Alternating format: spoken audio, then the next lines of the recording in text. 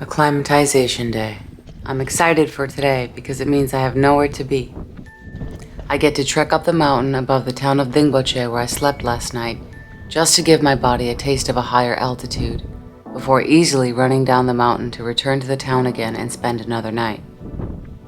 Today is May 29th, the day Tenzing Norgay and Sir Edmund Hillary, the first people to ever summit Mount Everest, actually reached the summit back in 1953. Upon stepping outside my lodge this morning, I noticed a commotion of activity. People were huddled in groups wearing athletic wear and chatting, while others held little banners along the path with words I couldn't quite make out. I asked a man who came out of the same lodge as me if he knew what was going on, and he informed me today was the Everest Marathon. The runners that were gathered here in Dingboche were running the half marathon and would end in Namche Bazaar. But there were others that were already passing through Dingboche that were running the full marathon. Those running the full marathon would start near the Khumbu Icefall at Everest Base Camp and run all the way to Namche Bazaar. I had not even known that an Everest marathon existed, let alone when it took place. So it was a great surprise, and I was very excited to witness the absolute badasses that were participating in the race fly by me as I clapped my support. I'll let you guys up there. Well done.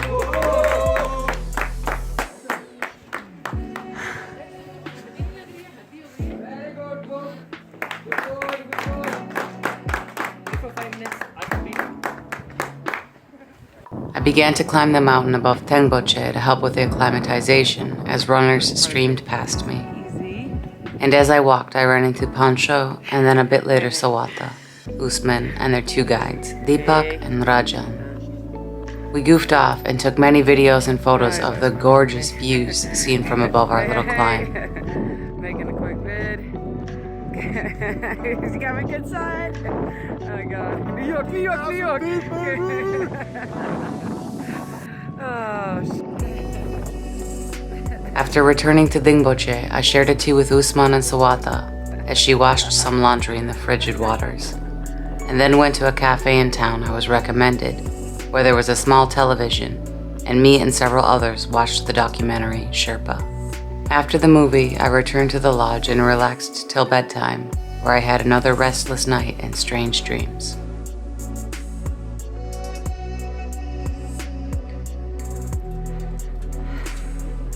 The next morning, I ordered a Sherpa stew with extra garlic, as garlic helps with the altitude and I still wasn't feeling the best. I packed up slowly and left.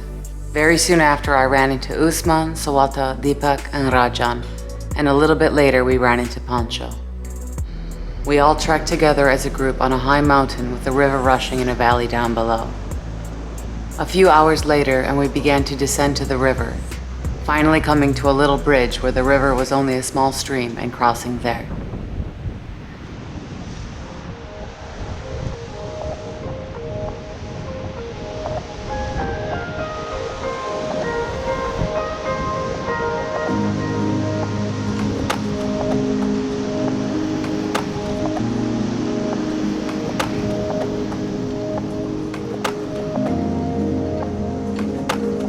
After stopping at a lodge for some tea and snacks, we began our way up the next mountain and towards the village of Lobuche.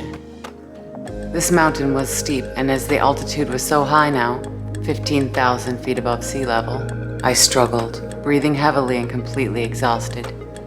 Sawata was encouraging me, shouting things like, "Come on, Gisselle," and "You can do it," as she trucked ahead, which made me smile, but I wasn't able to respond much as I was so short on breath.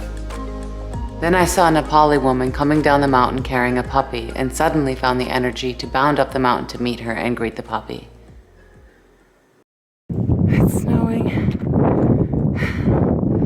It's the first time I've seen the snow since being in Nepal. And that green thing down there is where I had tea. It's very cold. I need to put my jacket on because I'm still wearing a t-shirt.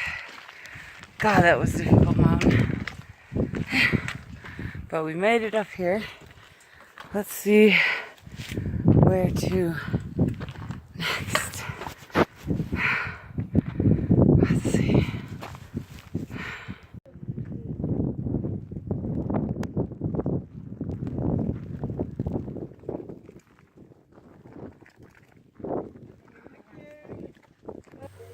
A short time later, the snowflakes fell larger and faster, but now the terrain had flattened out and the trekking became easier.